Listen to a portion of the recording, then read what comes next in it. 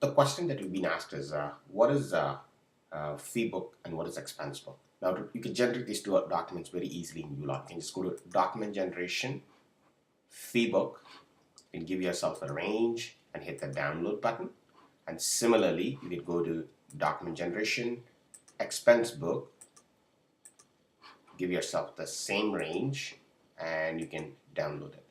Now, generally, we recommend you keep these two documents side by side to do a comparison of what you're actually looking for. Now, FeeBook is actually a law society's guidelines. So if you look at their recommendation, they strongly recommend that you do FeeBooks on a regular basis and analyze how money is actually coming into your business. So it shows you day by day who's the client, why they're paying you that money, and what's the HST equivalent of that. Okay, so it gives you all the invoice numbers, tells you, when you wrote off bad debt, gives you idea of the disbursements. So it gives you a very detailed analysis of, how your clients have been, you've been raising invoices for your clients. Okay, now it also, we do some analytics with it. Kind of gives you a health of your revenue. So it gives you like a revenue pie chart, tells you where your incomes are.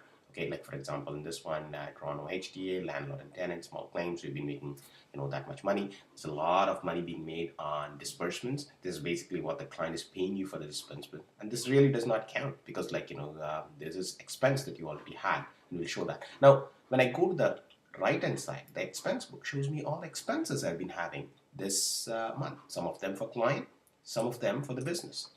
Again, when I break it out, it shows me how much expense was on the client, how much was actually on the business. Okay, this is money that you're going to recover from the client. And notice that the two expense on the client and the expense for that given period almost match up. Okay, there might be some disallowed expenses. That's why they're not exactly matching up, but they're very close enough. Now moving on to the revenue chart, the exact same thing that you saw in a pie chart is being depicted in a bar chart. And then this is very important. It kind of gives you a view of how much revenue you made in legal work compared to how much revenue was actually made in disbursement.